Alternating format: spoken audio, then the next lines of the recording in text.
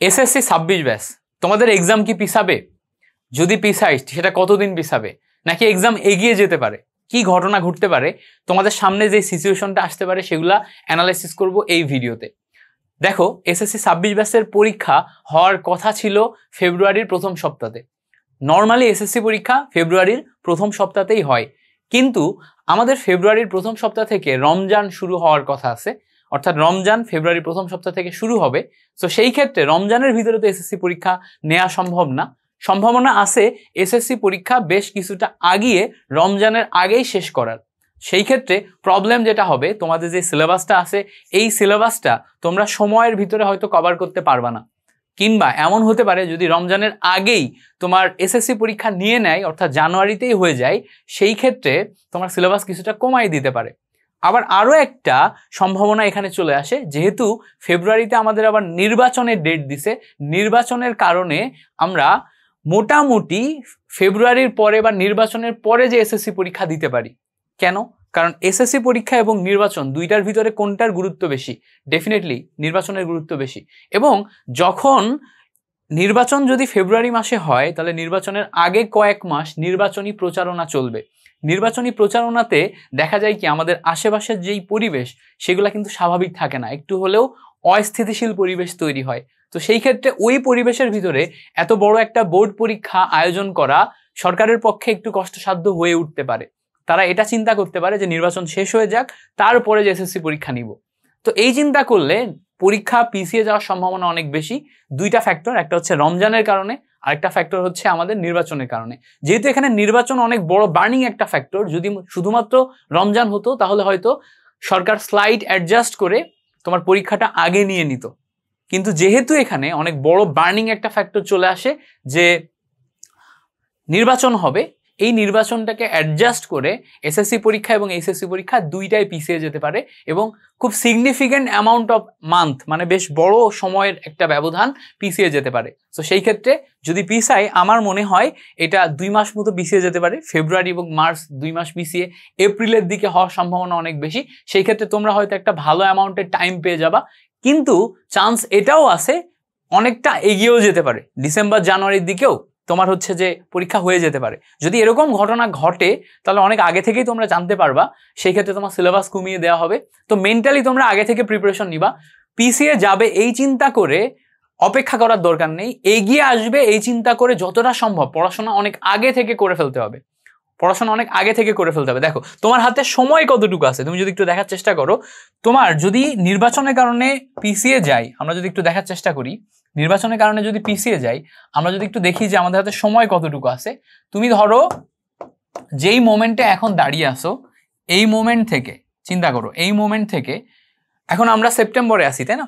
সেপ্টেম্বরে আসি, তো সেপ্টেম্বর, অক্টোবর, তারপর হচ্ছে নভেম্বর, তারপরে ডিসেম্বর, তারপর হচ্ছে জানুয়ারি, তারপরে ফেব্রুয়ারি। তো আমাদের ফেব্রুয়ারিতে যদি পরীক্ষা হতো তাহলে আমরা মাসখানে 1, 2, 3, 4 মাস পাচ্ছিলাম। বাট যদি আমরা এরপরে ফেব্রুয়ারি থেকে পিছিয়ে আরেকটু পরে যে আমরা পরীক্ষা হয়, দেখা যাচ্ছে যে ফেব্রুয়ারি পরে মার্চ, এই মাসটাও আমাদের নির্বাচনের কারণে চলে যায়, তাহলে আমাদের পরীক্ষা যদি আরো 1 মাস পিছিয়ে ফেব্রুয়ারিতে নির্বাচন হলো, স্থিতিশীল অবস্থা আসতে যে মার্চ চলে গেল, এপ্রিলের ফার্স্ট উইকে আমরা ধরো এক্সাম দিতেছি, এপ্রিলের ফার্স্ট উইকে আমরা ধরো এক্সাম দিতেছি, তাহলে আমরা কিন্তু সময় পাচ্ছি মোটামুটি 5-6, এখনো অন্তত 6 মাস, অন্তত 6 মাস। কিন্তু তুমি অন্তত 6 মাস সময় পাবা এই চিন্তা করে পড়াশোনা পরে করবা, এই কাজটা কইরো না। তুমি যেটা করবা, এই ফেব্রুয়ারি মাসে পরীক্ষা হবে এইটা চিন্তা করে ডিসেম্বরের ভিতরে তোমার পুরা প্রিপারেশন কমপ্লিট করে ফেলবা, ডিসেম্বরের ভিতরে তোমার পুরো প্রিপারেশন কমপ্লিট করে ফেলবা।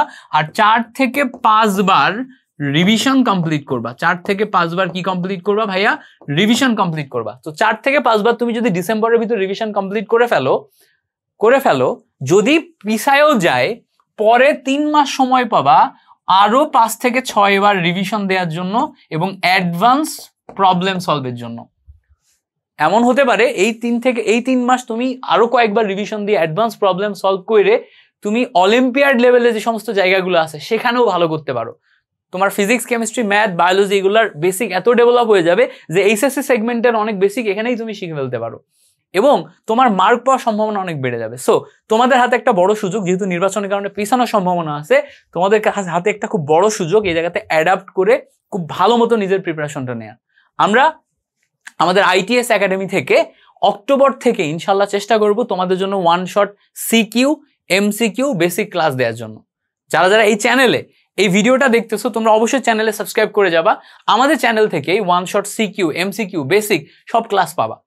আমি আগে শুধুমাত্র HSC তে পড়াতাম, HSC সেগমেন্ট এবং অ্যাডমিশন সেগমেন্টে পড়াইতাম, বাট ITS একাডেমি খোলার পর থেকে আমার পুরো টিম তোমাদের জন্য ডেডিকেটেডলি কাজ করবে, যেখানে তোমাদের physics, chemistry, math, Bangla, English, biology each and every সাবজেক্টে প্রিপারেশন গুছিয়ে দিতে একদম 100% ফ্রিতে সাপোর্ট দিয়ে যাবে। কোনো পেইড ব্যাসা কিচ্ছু না, তোমরা জাস্ট চ্যানেলটা সাবস্ক্রাইব করো এবং নিজেদের ফ্রেন্ডদের ভিতরে শেয়ার করো।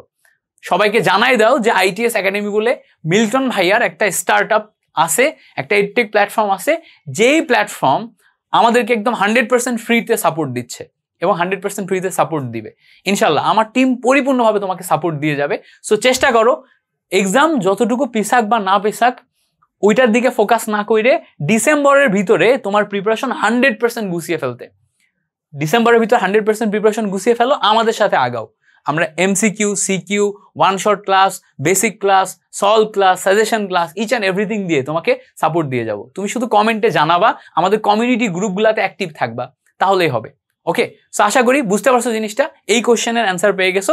তোমাদের সবাইকে আমাদের ITS একাডেমিতে অনেক অনেক স্বাগতম। Thank you so much for watching this video. Subscribe করে যাও।